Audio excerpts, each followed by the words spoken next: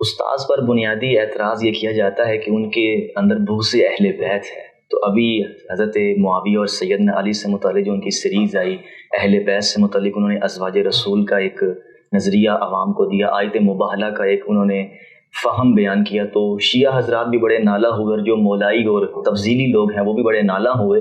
استاد اس کا جواب تو دیا تھا، لیکن آپ مزید وضاحت کر دیں یہ ناسبیت کا جو الزام لگا دیا جاتا ہے اس کو آپ کیسے ڈیفائن کریں گے؟ دیکھیں، دنیا میں جب بھی آپ کوئی بڑا کام کرنا چاہتے ہیں تو اس کے لیے یہ ضروری ہوتا ہے کہ جو کچھ آپ کے ارد گرد رائج افکار ہیں، نظریات ہیں، ان سے تھوڑی دیر کے لیے قطع تعلق کر کے حقیقت کی تلاش کے سچے متلاشی بن جائیں. جب آپ اس راہ پہ چلتے ہیں پھر اس کے بعد اس سے کوئی فرق نہیں پڑتا کہ کچھ لوگ آپ کی رائے سے اتفاق کریں گے، کچھ لوگ اس رائے سے اختلاف کریں گے، کچھ لوگ اس کو الزامات کی روشنی میں دیکھیں گے، کچھ آپ کے نیت محرکات کو طے کریں گے. دیکھنا چاہیے ہے کہ کوئی بھی صاحب علم اگر وہ کوئی بات یا دعویٰ کر رہا ہے تو اس دعوے کے میرٹس کیا ہیں، اس کے حقائق کیا ہیں. غامدی صاحب کا معاملہ یہ ہے کہ وہ یہ ایک تاریخی مسئلہ ہو یا پورے دین کی جو تعبیرات ہمارے یہاں رائج ہیں ان کے اوپر گفتگو ہو، ان کے پیش نظر کبھی یہ ہوتا ہی نہیں ہے کہ وہ کسی قائم شدہ تصور کے زیر اثر کسی بھی نقطہ نظر پہ غور و فکر کریں. وہ ہمیشہ اپنے ذہن کو خالی کر کے معاملات کو ان کی حقیقی روح اور ان کی حقیقی میرٹ پر پرکھتے ہیں. یہ جو مسئلہ ہے سیدنا علی اور سیدنا امیر معاویہ رضی اللہ تعالیٰ عنہ کا، میں نے اس پر غامدی صاحب سے گفتگو کا آغاز کیا تھا. آپ نے دیکھا ہوگا متعدد ہم نے سیریز کی ہیں اور 20 گھنٹوں پر مشتمل غامدی صاحب نے اپنا نقطہ نظر بیان کیا ہے. لوگ ان کی رائے کو جاننا چاہتے ہیں، ان کے دلائل، ان کے میرٹس کو جاننا چاہتے ہیں تو اس بات کو تفصیل سے وہاں دیکھ سکتے ہیں. یہ موقع نہیں ہے کہ میں وہی چیزیں دوبارہ سے دہرا کے آپ کے سامنے رکھوں.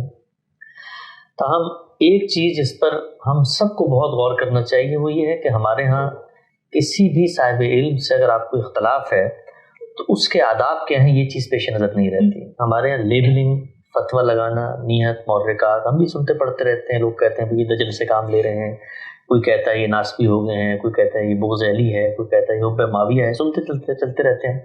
یہ ساری چیزیں وہ ہیں کہ جو آپ کسی کے داخل کا تجزیہ کر رہے ہوتے ہیں.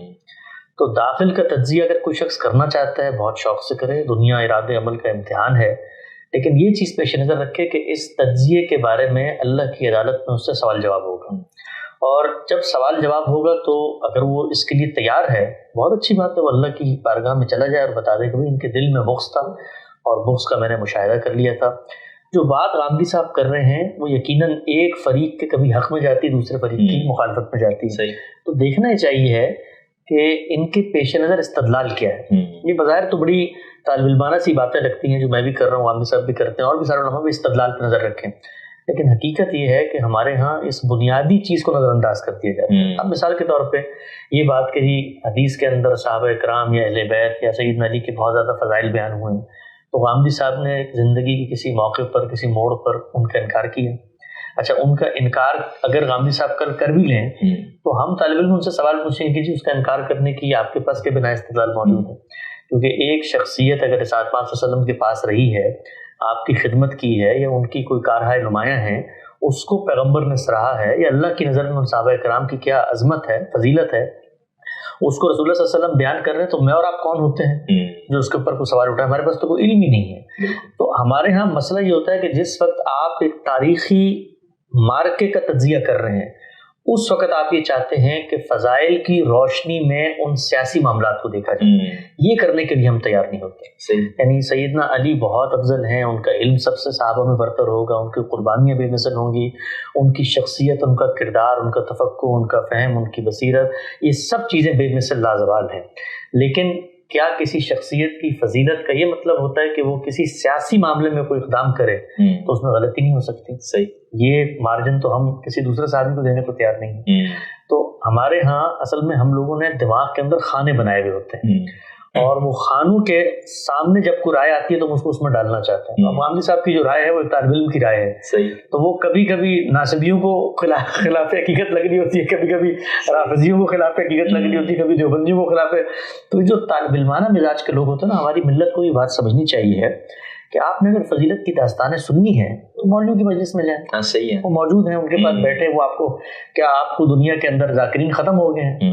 मजालिस ख़त्म हो गई हैं, यूट्यूब पे आप चैनल तब्दील करें और उस शख्स की बात सुनने जो आपको फजीलत की बात बता रहा है। गांधी साहब एक तालिब इल्म है और तालिब इल्म का काम होता है तज्जिया करना। जब किसी चीज़ का बेलाग तज्जिया किया जाता है तो उसके अंदर बहुत सारी अकीदतें जो आपने पैदा की हुई हैं उनको ठेस पहुँचती है। तो जो लोग हसास हैं अपनी तबीयत में, इस तरह से इल्मी फिक्री तनकीह का मिजाज नहीं रखते, उनको चाहिए कि वो गांधी साहब को सुनने से परहेज करें और उन लोगों को सुने जो उनके जज्बात की तस्कीन का पूरी तरह सामान करते हैं। हमारे पास आप आएंगे तो हम तो तज्जिया करेंगे, तारीख का तज्जिया करेंगे, फ़िक्र का तज्जिया करेंगे, फ़लसफ़े का तज्जिया करेंगे, यहाँ तक कि आप कुरान मजीद पर मबनी कोई फ़हम पेश करेंगे तो उसका तज्जिया करेंगे। वहाँ भी आप देखिए ना कि पूरी उम्मत के उलमा जिस चीज़ पर बड़े सीखपा होते हैं वो क्या है कि जी इतनी ज़्यादा तादाद थी लोगों की, इतने बड़े बड़े अकाबिर थे, इतने बड़े बड़े अजहान और इतने अबकरी और नाबगा लोग गुजरे हैं, या गांधी साहब पैदा हो गए दीन की तशरीह करने के लिए। तो उनको एक ही बात कहते हैं, भाई हम जो बात कर रहे हैं वो दलील पे मबनी है। مثلا ایک کلام ہے، کلام کو سمجھنے کی کچھ آفاقی مسلمات ہیں، بھائی وہ کلام ہے تو کلام ایک زبان میں ہوگا، وہ زبان ہے تو وہ الفاظ پہ مشتمل ہوگی، الفاظ جملے میں آئیں گے، اس کا سیاق و سباق ہوگا۔ تو قرآن مجید اپنے بارے میں دعویٰ کرتا ہے میں حرف آخر ہوں، میں قول فیصل ہوں، میزان فرقان حکم مہیمن ہوں، میری بساط پر رکھ کے چیزوں کو پرکھنا ہے۔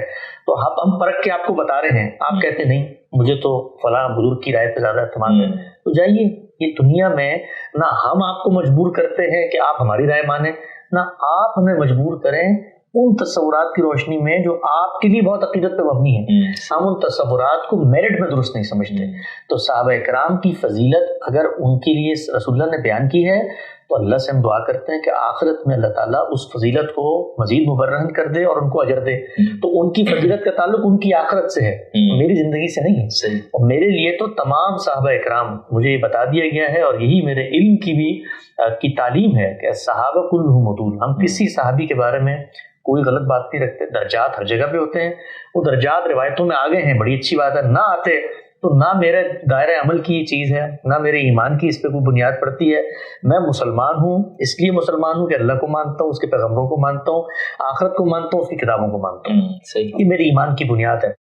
اس کے بعد آپ مجھ سے آ کر یہ منوائیں کہ جی آپ بتائیں کہ فلاں صحابی افضل تھے یا نہیں افضل تھے، آپ کے نزدیک ایک افضل ہوں گے، کوئی دوسرا کوئی دوسری روایت لائے گا وہ افضل ہوں گے، آپ لوگ لڑتے رہے آپس میں، ہمارا تو اس سے کوئی لینا دینا نہیں ہے۔ تو اس پورے معاملے میں سنجیدہ لوگوں کو غور کرنا چاہیے کہ ایک بڑا مفکر ہے، ایک عالم ہے۔ غامدی صاحب کے بارے میں اس وقت اپنے پلائے سب اس چیز کی گواہی دیتے ہیں کہ وہ اختلاف کر سکتے ہیں ان سے، لیکن یہ ایسا نہیں ہے کہ کوئی سوڈو علم لے کے ایک آدمی آ گیا، اس کے پیچھے 100 سال کی دبستان شبلی کی روایت ہے، 1200 سال کی امت کے علم کی تراث کے اوپر وہ کھڑا ہوا ہے، خود اس کا کام چھپا ہوا موجود ہے، کوئی چیز چھپی بھی نہیں ہے، کتابیں لکھ دی، تفسیر لکھ دی، 50 سال ایک آدمی نے گزار دیے، علم سامنے آ چکا ہے۔ اب وہ اگر کوئی رائے دیتا ہے تو جو جذباتی نوجوان ہیں یا مثال کے طور پہ ہمارے یہاں متعصب علماء ہیں، وہ ان کو مخاطب ہی نہیں کر رہا، وہ مخاطب ان اذہان کو کر رہا ہے جن کے اندر وہ ٹولز پہلے سے انسٹال ہو چکے ہیں، جو تجزیے کی صلاحیت رکھتے ہیں، جو علم کے متلاشی ہیں، تو وہ ہمارے مخاطبین ہیں۔